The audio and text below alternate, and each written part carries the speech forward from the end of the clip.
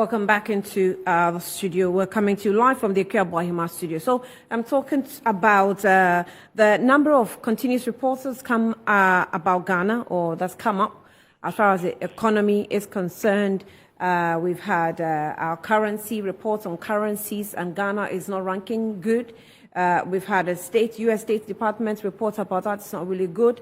But also, the Press Freedom Index is also not making Ghana look good. Where is the country headed? We have on the screen Ghana's ranking in 10 years. In 10 years. So, okay, so in 2012, ranking in Africa was 7th, ranking in the world we were 41st. The score was 82.73%. 2013, we're 3rd in Africa. Ranking in the world, we were 30th. And our score was 82.73. Oh, okay, so I didn't have the score for the first one. Yeah, and then 2014, we were 3rd, 27th, and our score was 83.71%. 2015, we were 2nd, and in the world, we were 22nd. We performed better. Our score was 84.50%. 2016, we were 2nd, and in Africa, in the world map, we were 26th. And then our score was, 2015? Okay, 84.50. 2016, we're 2nd in Africa, 26th in the world, 82.05%, score. 2017, we're 2nd in the world, 26th in world ranking, and 82.05%. 2018, we were 1st. 23rd in world ranking, 81.59%. 2019, we dropped to 3rd, 27 in the world ranking, and 79.19 score. 2020, 2nd in Africa, 30th in world ranking, 77.74%. And then, so if you check the score, you realize that 2018 we were 1st, right? And we scored 81.59%. We dropped to 3rd, and we were scoring 79.9%. When we came to 2nd, we scored 77.74%. So you can tell that countries that we're being compared or we're competing with were also not performing maybe well, because if you score 77% and you were 2nd in Africa, and if you go to 2014, we were 3rd. We scored 83.71% and we were 3rd. So the score, if you check the score lines, you can tell that the countries that we're competing with were also struggling, in a way, because 70 and 80. 80 is obviously higher than 70, so if you score 80 and you are 3rd or 7th, then something is wrong with the other countries as well. Then 2021, we're 3rd, 30th, 78.767%. 2022, we have dropped 10th in Africa, and 60 world ranking, 67.43%. That's the score for that. All right. Now, in recent times, it says in 2019, investigative journalist Ahmed Hussein Swale was killed after a key member of the governing New Patriotic Party MPP candidate Japan displayed his pictures on a 2 TV inciting public attack or to attack him. Ahmed Swale was later shot and killed by unknown gunmen, but nobody has been held responsible for his killing to date. That year, the country dropped to 3rd position in Africa and 27th in the world. In 2020, reporters covering the effectiveness of anti-COVID-19, again making death threats against investigative journalists. Nearly all cases of law enforcement officers attacking journalists are not pursued. 2019, operatives of the National Security raided and arrested 2 journalists of modernghana.com. They seized mobile phones, computers and other gadgets of the journalists and the media house. The journalists were detained and allegedly tortured and asked to disclose source of negative reports they had written about the National Security Minister. Today, the state security institutions had not disclosed what the journalists did wrong as of 2021. The equipment of the journalists was not yet to be returned. Was yet to be returned to them. And in 2021, City FM's Caleb Kuda was also assaulted by the operators of national security when he went to film abandoned state vehicles hidden in the national security yard. In January 2022, the Executive Director of Alliance for Social Equity and Public Accountability, SEPA, Mensa Thompson, was arrested, detained, and charged by police for alleging on Facebook that the president's family had used the presidential jet for shopping. This was after he apologized and retracted the comments. Kwabena Bobi and South Radio XYZ was also arrested and detained and put before the courts by the police for making disparaging comments about the president's wife, Mrs. Rebecca Akufo-Addo. On February 3, 2022, the police brutally assaulted Eric Nana Jetwa, a radio presenter with Connect FM based in Takoradi in the Western region for filming a police operation. And in March this year, Michael Addo, an investigative journalist, was assaulted by military personnel and at the Afari military project site when he went to carry out investigations on abandoned projects. Right. So those are some,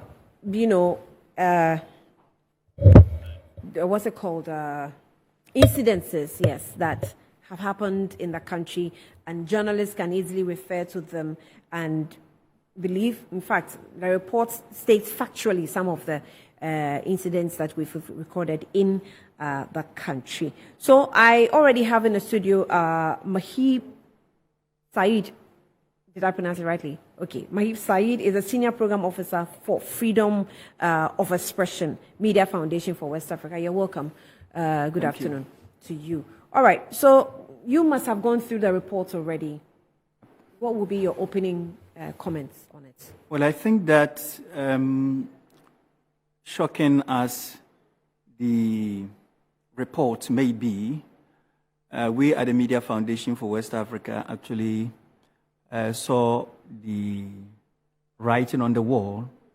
There were several violations in 2021, and it was clear that Ghana was going to drop, although I must admit that 100% drop. We didn't expect that. Is a bit quite steep, and another, indication that we really need to set up as a country to work ourselves up the ladder again. It's a wake-up call, and I believe that the stakeholders would kind of reflect on what we can do together to improve the environment for journalism practice here in Ghana. So you are saying what we can do together. I really, sometimes it's, as a practitioner, I don't know what we can do together, because when you voice out too many times, you look like an enemy to the governing administration or government. So sometimes you're almost like Media Foundation, Media Commission. What can they all do to push? Because you check appointments into some of these institutions, it is still the government in power. So can we really do anything? Yes, we can do something. It is the tendency to give up, because we think that we have said it over and over again and we're not being heard. The media is too powerful to be ignored. I really don't believe that our media does focus enough on violations against the journalist. When it happens, we make some noise, and then in a few days, we all go back to sleep.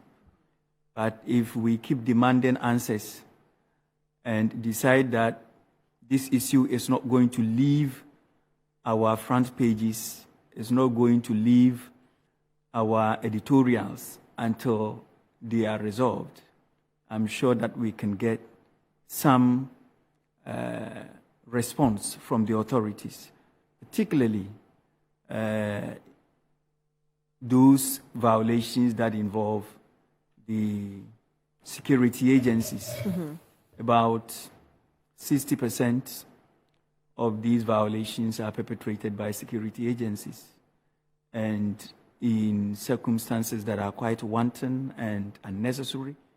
And I believe that if the government is minded to protect Ghana's image within the press freedom circles, it would call the heads of the security agencies and get them to understand that they should rein in their offices as far as their interactions and relations with the media is concerned. Let me bring in Madam Liz Hefron-Asari, who's a media consultant. She's joined us via Zoom. Thank you, ma'am, for joining us. You're welcome to Good Afternoon, Ghana.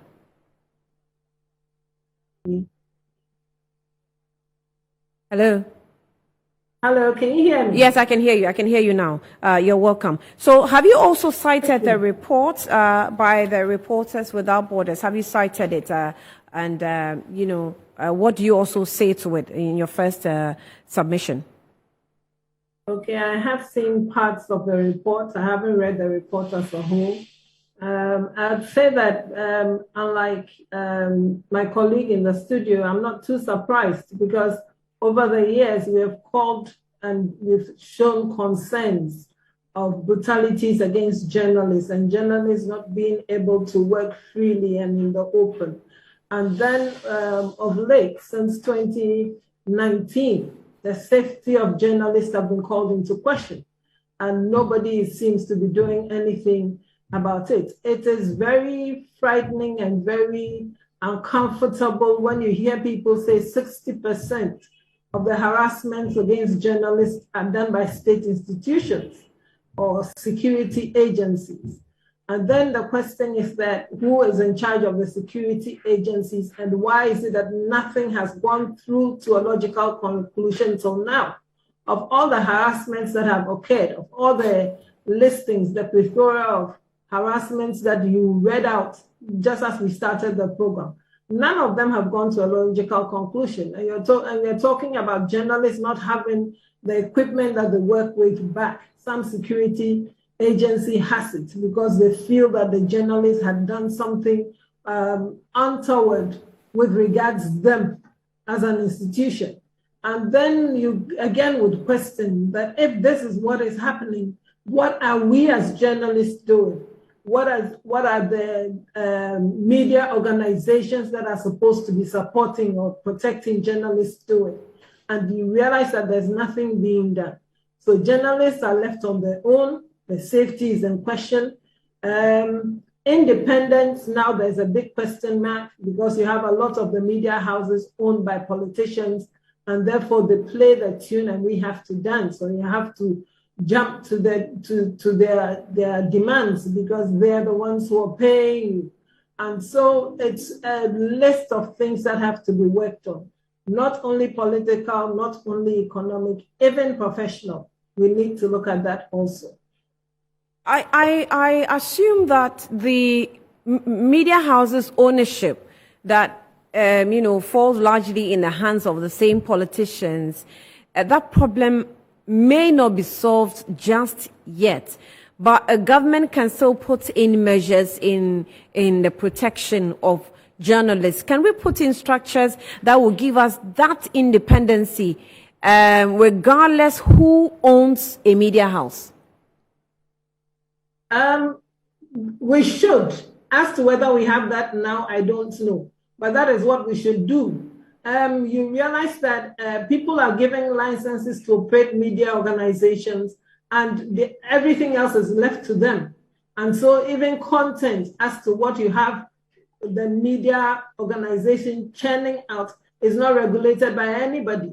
It depends on you who are establishing your media organization. And if we do not come out with regulations to ensure that all media houses are operating on a level playing field and have very serious regulations that they need to adhere to, would always come to this problem, because I believe that the media is a very important part in the development of our democracy.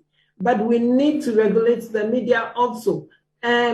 Regulating does not mean that we are stifling them.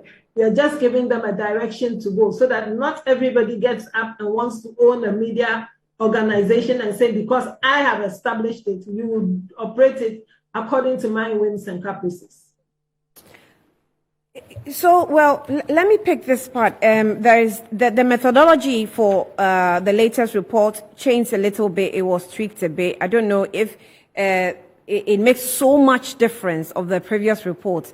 It says that the methodology defines the press freedom as the effective possibility for journalists, that's the new methodology put out, as individuals and as a group, to select, produce, and disseminate news and information in the public interest, independently from political, economical, legal, and social interference, without threats to their physical and mental safety. I must see it right? Mohib, yes. Does that make any difference from the previous reports? It doesn't make any big difference. Journalists essentially are supposed to be able to enjoy these freedoms when doing, basic when doing their work. So perhaps it is a change of wording. But in actual fact, we expect any country that boasts of having a safe environment for journalists to operate, to have these basic conditions in place. And it is clear from the several violations that occurred last year that it is a condition that is yet to be met as far as Ghana's press freedom environment is concerned. So if you take Caleb Kuda's experience, for example, a journalist has the interest of the nation at heart, even before the government in power. So when he or she sees something going wrong, it wants to expose it. Sometimes there's an effort on the government side to hide that wrongdoing. So the journalists will also take the risk and go through it, or sometimes you give us a guidance of when you're risking to put out a story. But you still risk it because that's the nature of the job.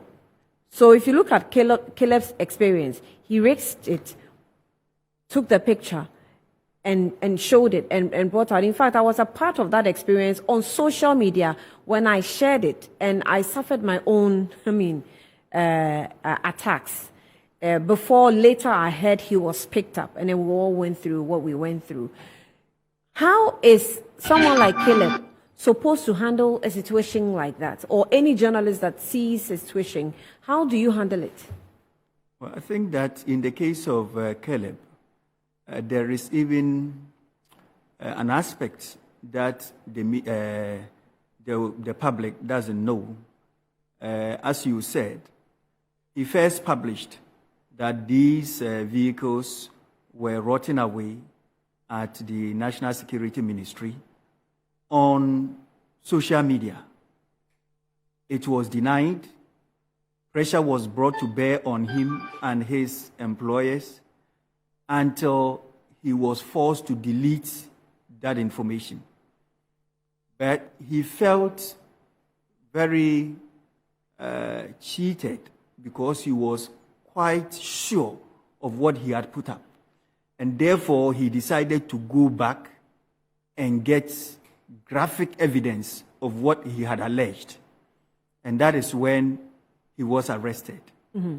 So between a journalist who is pursuing the legitimate aim of exposing what he thinks is the dissipation of state resources, and politicians who are telling us that the facility is a national security facility, and therefore the report that the journalist was seeking to do posed a national security threat.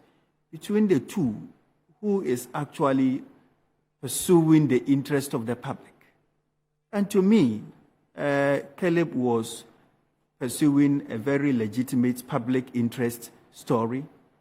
And even if it was true that it was a security facility that was barred from reporting, if he had been able to get that thing out for us, we would not have cared about the fact that he breached security. We would have been interested considering what is at stake. Considering what is at stake.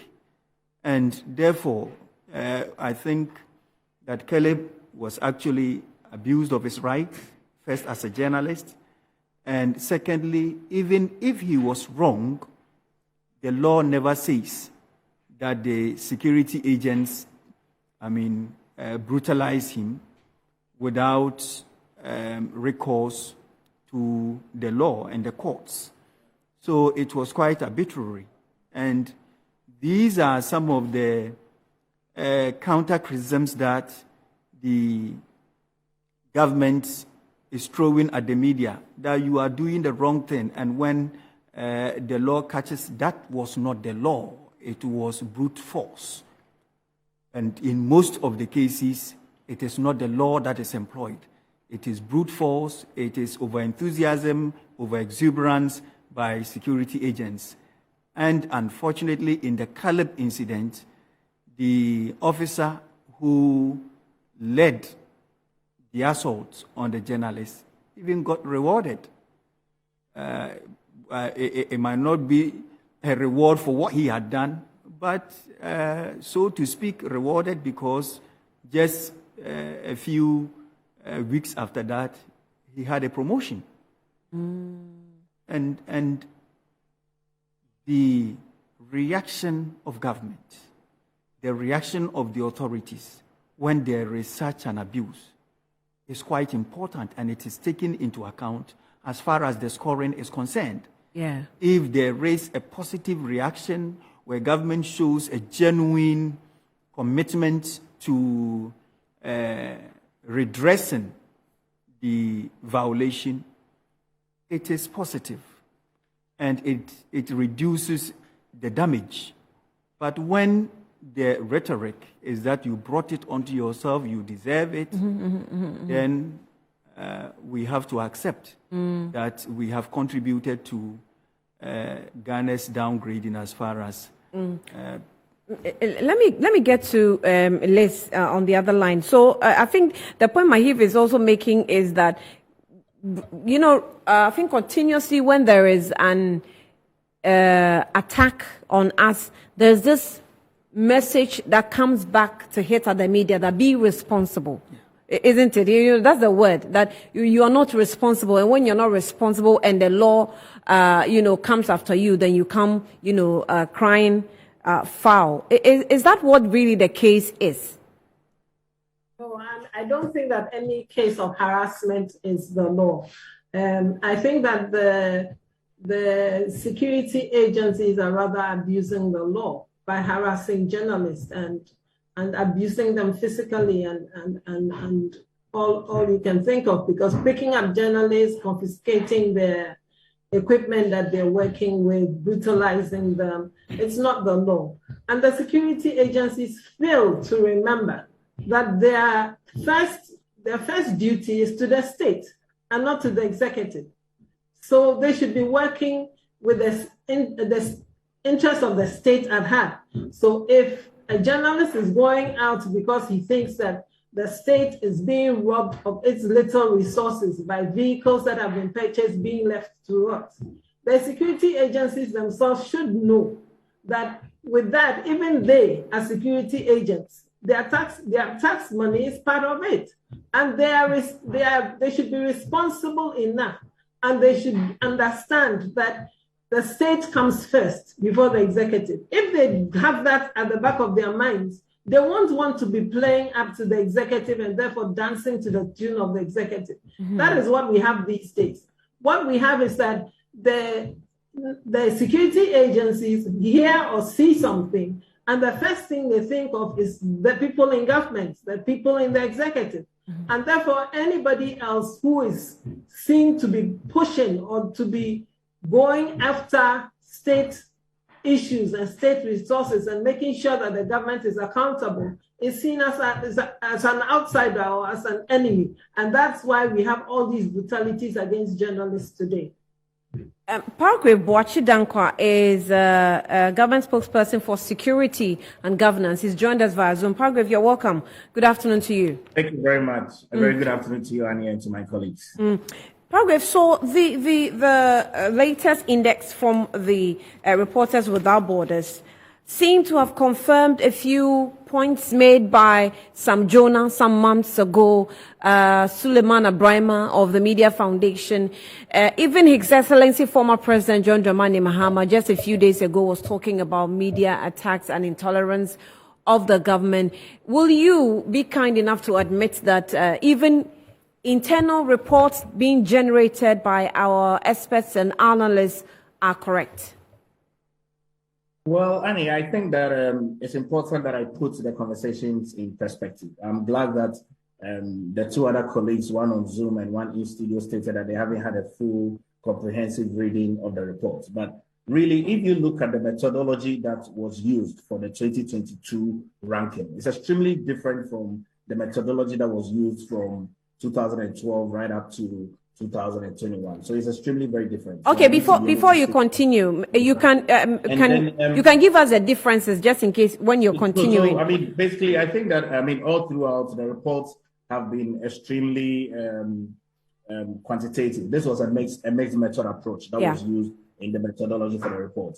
And I'll just give a few things. I mean, earlier on they had asked close to about 83 questions. I mean, this very report, they asked close to about 123 questions. So it's extremely very different. And the ratings are like this. I mean, Ghana scored 81% on legal framework in terms of our commitment to the freedom of the press. And then we scored 71% on social cultural framework. We also scored 66% on political context in terms of journalists' involvement in coverage of political activities. Security of journalists is 62%. What really brought down the ranking to what we have now is the economic context of journalists. And really that is at the beck and call of the owners of the radio stations and media houses in terms of how journalists are paid and in terms of how much money they make. And that gave us to about 47%. So that's a bit of a narrative of how this entire report juxtapose it.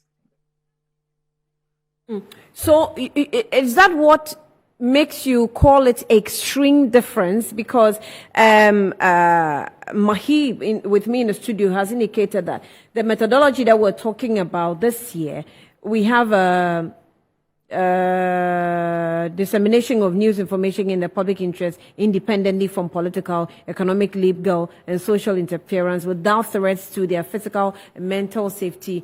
I mean, you can't go without saying that these are basic fundamentals upon which journalism practice is hinged on. Absolutely. I think that as a government, we don't rule out the fact that journalists they form a critical part of our entire democracy and our entire governance. And clearly, we have looked at the report, and as I've stated earlier on, some of the things that the report states are clearly taken out of context. I mean, persons that were involved, the majority of them were not even journalists.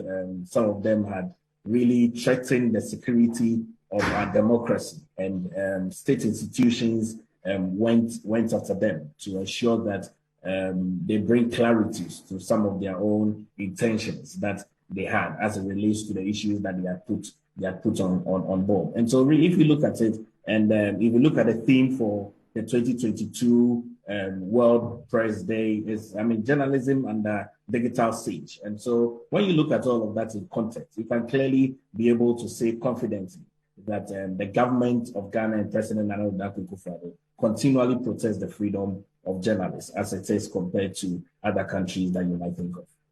Well, right now we cannot really compare ourselves so much to other countries because the indicators are not showing that we even stand a chance comparing ourselves. Your what's it called? Your drop was 100% globally. That's not good enough. That's not a government that can beat its chest and say, I am protecting the interest of journalists. For goodness sake, we have lost a journalist and not even a suspect has been arrested and being investigated. We've had the national security cases, series of cases being reported by from the national security quarters as harming journalists. And it doesn't look like government seem interested. If government is interested, what is government doing? Government is very interested in a number of these issues that have arisen. Investigations are going on. Once the investigations are done and people are found culpable, they will be brought to the book for them to face the rigors of the law. As it stands now, we still have to wait for our security services to complete all those investigations of allegations that have arisen, even in the report and even those that we're already aware of as a country and even as a government, so that we can be able to put things in proper perspective. As stated, I think that we fared very well. The methodology is very different. As it was last year, the questions have increased from 83 to 123.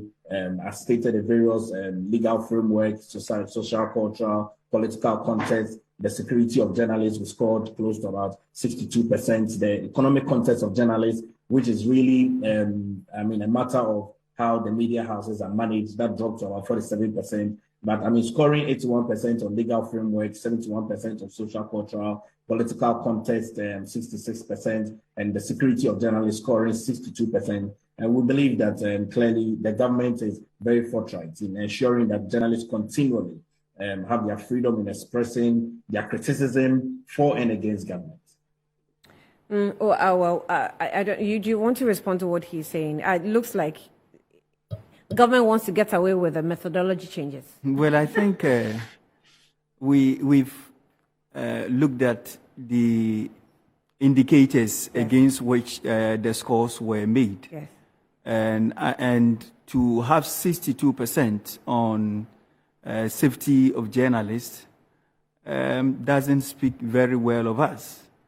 Legal framework, we're around 81% or so.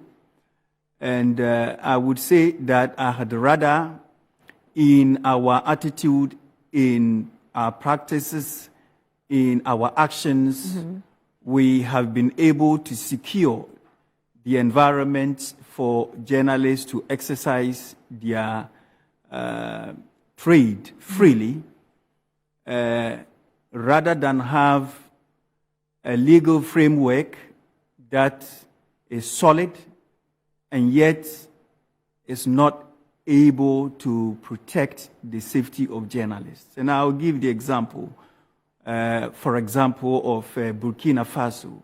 This is a country under military rule. This is a country that has been struggling against insurgency and have had a raft of legislations that quite repress the press. That is quite restrictive of press freedom. And yet, Burkina Faso did better than Ghana. So the legal framework, yes, it's favorable, but in our action, in our attitude, in our reactions to what journalists do, we have not been able to uphold what the legal framework says we should do. Example again is Senegal. In Senegal, libel is not decriminalized. It is a criminal offense. Libel is a criminal offense in Senegal. And you would think that if the government has this powerful weapon on the statutes, which it can exercise against the media, then there should be a lot of violations against journalists in Senegal. But that is not the case. So, I mean, the legal environment is not favorable, but in terms of the attitude and the actions of the government towards the media, it has been less hostile. And therefore, you have Senegal always scoring very high marks as far as the index is concerned. So I think that our government should recognize that despite the good intentions behind the very fine legal frameworks that we have, including even the passing of the Right to Information Act, it appears that we did that to seek reciprocity from the media in terms of the media becoming docile and then, I mean, getting into bed with you in recognition of the great work you have done in passing these laws to soften the grounds for our work. And that reciprocity somehow is not coming. And there is irritation from the government when the media is overly critical. And as I said earlier, the reaction is very important. And in a lot of the cases, government appears to be very irritated at what the journalists have put out, rather than condemn the attack that comes on the journalists for writing whatever they have written. Liz, so we have Palgrave with us, and okay. I really want to engage Liz if we can get her back. Is she there? If she's not, let me just go for a quick breather. Okay, where I am, let me just go for a break. I'll be back shortly, and then we can wrap up on the talk.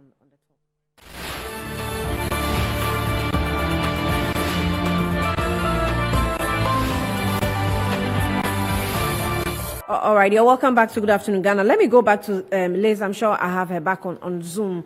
So, Liz, I don't know if you heard Palgrave's, first submissions he made. Yes, I did. That actually got me a little worried because I expect that government would take a posture of, well, we recognize that there is a problem and we are to fix it. As to juxtaposing it to, we've done well.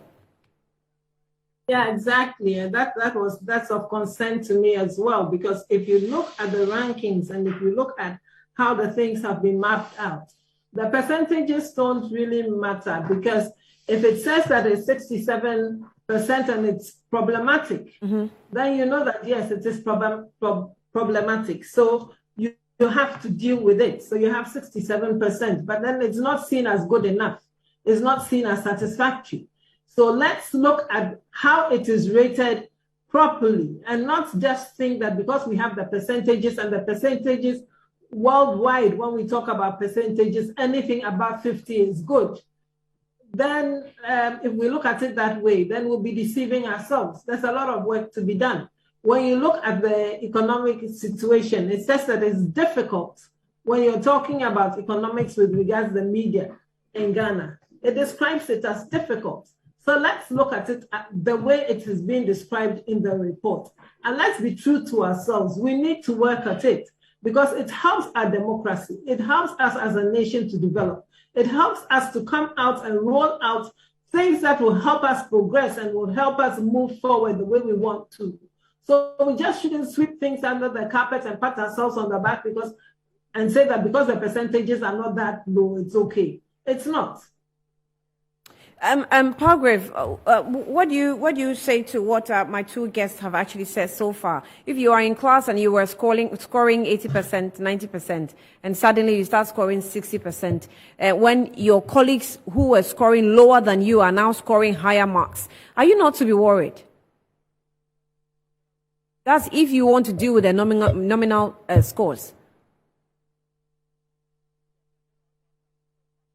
Do I have Palgrave? Okay, I don't think I have Palgrave there. Okay, producers are telling me something else. All right, so if we get him, but we're wrapping up. Mahib, what do we do going forward? that the media makes a very strong important statement on what has happened. Collectively, as media stakeholders, we should be able to express our disappointment at the turn of events and call on the authorities to do whatever it takes to reverse the trend.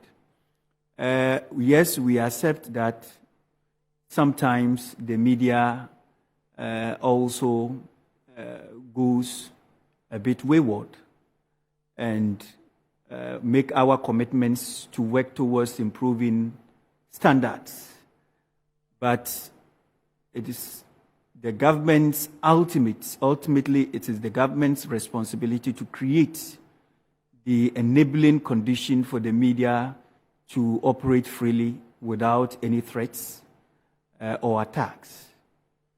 And this responsibility is what goes into ensuring that when there is any press freedom violation, the appropriate action is taken against the perpetrator.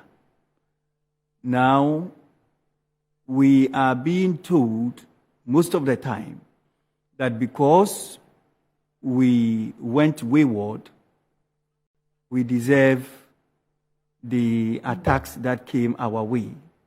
I don't think that is the way to go, because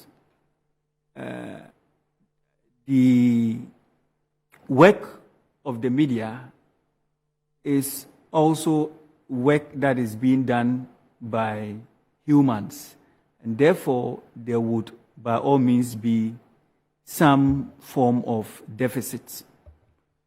But the law does not say that you use brute force to correct a journalist for doing the wrong thing.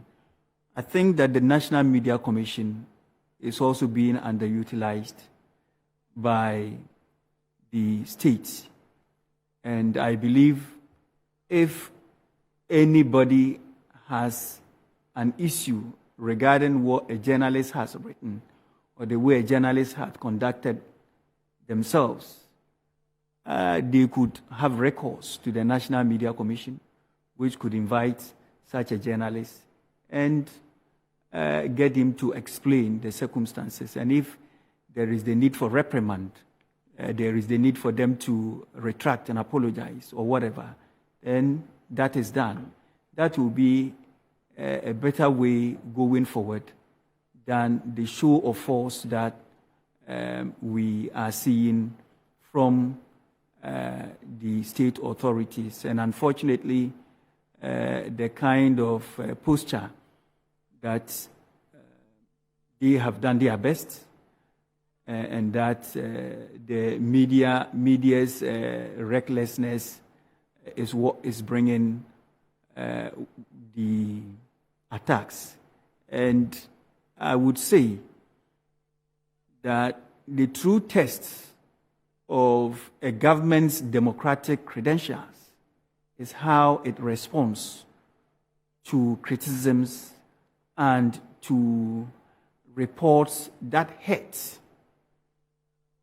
If every journalist is timid, if all of us decide to do the mundane and routine things that doesn't criticize the government, that doesn't hurt the government, in such an environment, even the most accomplished dictator and autocrat will look like an angel, because he will have nothing to deal with. It is if you are a Democrat, it is your civilized and lawful response to dissent that sets you apart from an autocrat. Right. Let me have Liz also give us her closing, remarks. What exactly should we do going forward? I mean, Mahib is saying that we should make a strong statement. I'm even wondering which form or shape this strong statement should take? I believe that if we want to tout as a nation that we are democratic and that democracy is what our governments are rallying behind, and therefore everybody has a say and everybody can contribute, then we need a strong, free, and robust media. And to have a free and robust media, we need to make sure that we are investing in the development of the media. On all fronts. A lot of people will say that, oh, you need to be responsible. I agree, freedoms go with responsibility, but it's together. It's not one or the other. Yeah. And all stakeholders. I mean, responsibility lies on the shoulders of everybody. Everybody must be responsible. Exactly. Yeah. Exactly. And the government, the executive is a strong stakeholder. The government is a strong stakeholder in the development of the media. If we see ourselves as the fourth estate of the realm, we should be treated as such. And therefore, our decisions or our contributions should be taken in good faith. I don't think that any journalist will go do anything just for doing its sake.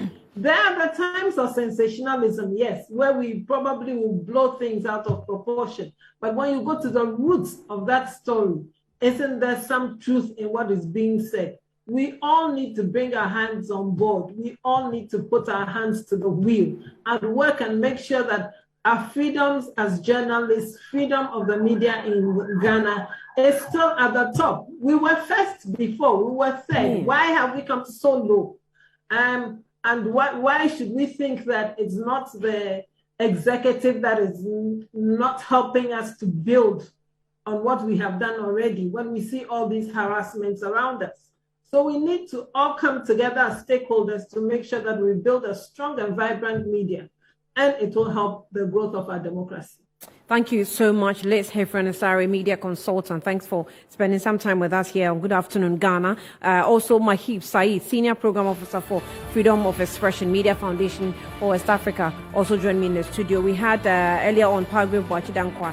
His line wasn't too good, so he couldn't stay with us a little longer. But we will pursue this discussion later on. My name is Ania Fwampo. Thank you for joining us.